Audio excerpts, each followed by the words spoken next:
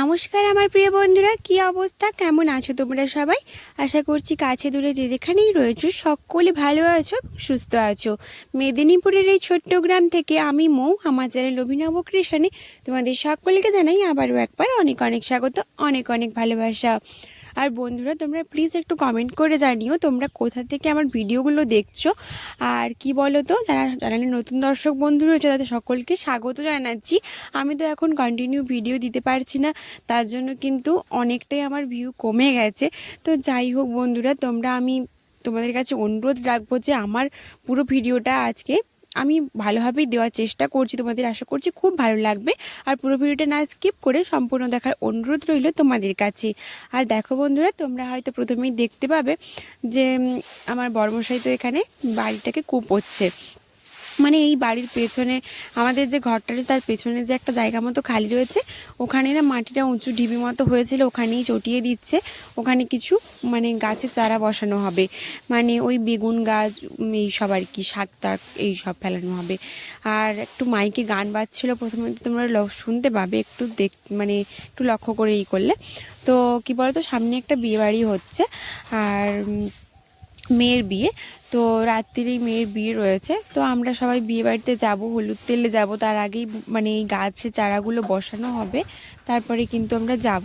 তো যাই হোক, দেখতে থাকো ভিডিওটা, আশা করছি ভিডিওটা খুব ভালো লাগবে। দেখো, ও তো বাড়িটাকে চটাচ্ছিল, তো আমি কি করলাম দেখো, তার মাঝখানে কিন্তু ঘর দরগুলো ঝাড় দিয়ে নিলাম, কিছু কাজ তাড়াতাড়ি করে আগিয়ে রাখলাম। আর আজকে কিন্তু দুপুরে শোয়া হয়নি, কারণ হলুদ তেলের জন্য যেতে হবে, 3টের দিকে ডেকে গেছে।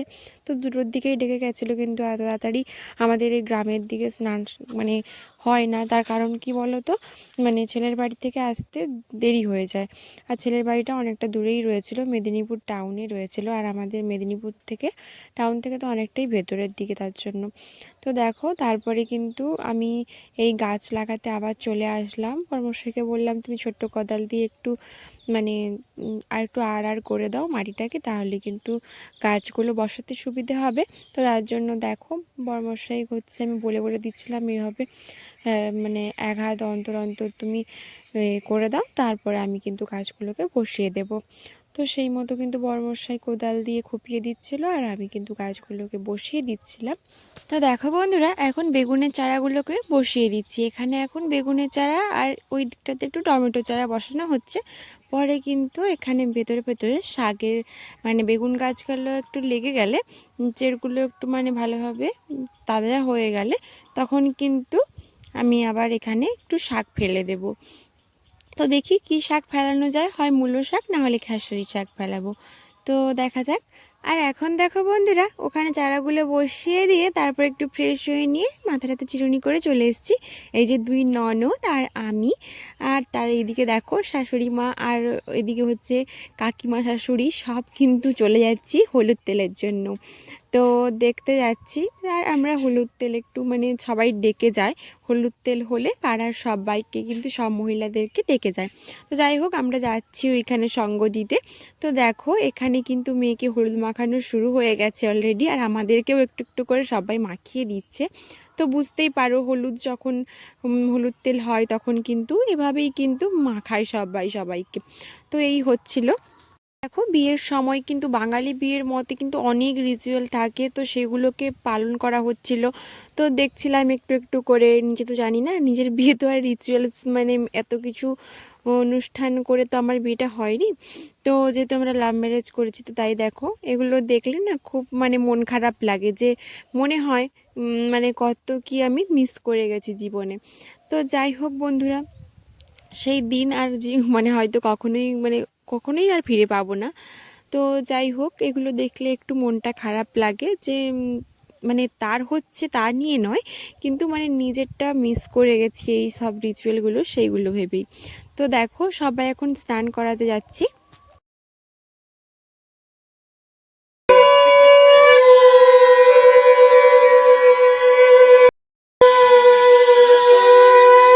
দেখো বন্ধুরা, আমরা চলে যাচ্ছি মেয়েকে স্নান করাতে। তো আমাদের এখানে জল শোয়া টোয়া ওইসব হয় না, জল শুয়ে এনে তারপরে স্নান করানো, ওখানে পুকুর ঘাটে গিয়ে ওখানেই জল শুয়ে ওখানেই কিন্তু স্নান করিয়ে দেওয়া হয়। তো দেখতে থাকো তোমরা পুরো রিচুয়ালটা, আশা করছি তোমাদের খুবই ভালো লাগবে। যারা গ্রাম থেকে আছে তারা তো জানো, আর যারা মানে গ্রামের বাইরে শহরে তারা কিন্তু এটা দেখলে বুঝতে পারবে।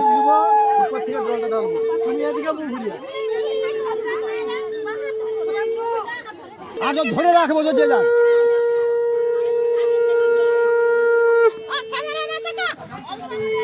ভালো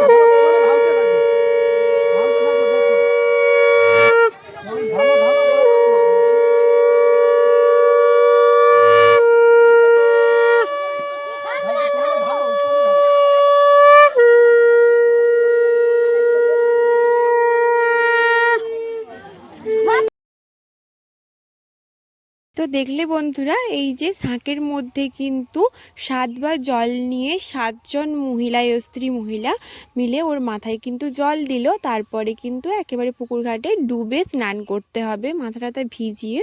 তো স্নান করে এই যে দেখো যে ঘট ডোবাচ্ছিল, তো উনি আগের দিকে ছিলেন, ওনার আঁচল ধরে ধরে কিন্তু মেয়েকে ঘর পর্যন্ত যেতে হবে।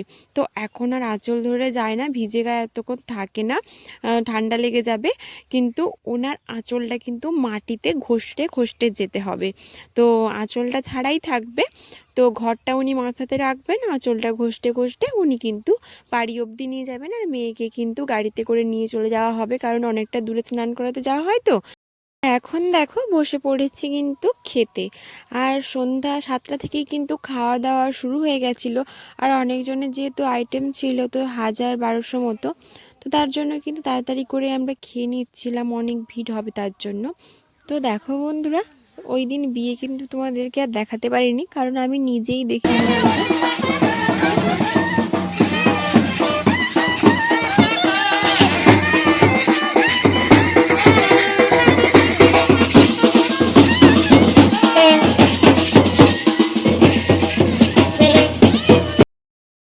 এই যে বরমশাই এন্ট্রি নিলেন প্রায় 10টার সময়, 10:30টার সময়। তারপরে বসে আর মানে বিয়েটা দেখার মতো এনার্জি বলো, আর বাচ্চা যেহেতু রয়েছে বাড়িতে ঘুমাচ্ছে, তাই আমি তো আর একা রেখে থাকতে পারি না ওকে রেখে। তার জন্য আর বিয়েটাও কিন্তু দেখা হলো না, আমাদের ভাগ্যে হলো না আর কি। তার জন্য আমরা চলে এলাম। আর তারপরের দিন দেখো এই যে বিদায়ের সময়, তারপরের দিন বিকেলের দিকে কিন্তু বউ মানে এখান থেকে বেরিয়ে গেছিলো। তো তার মানে একদিন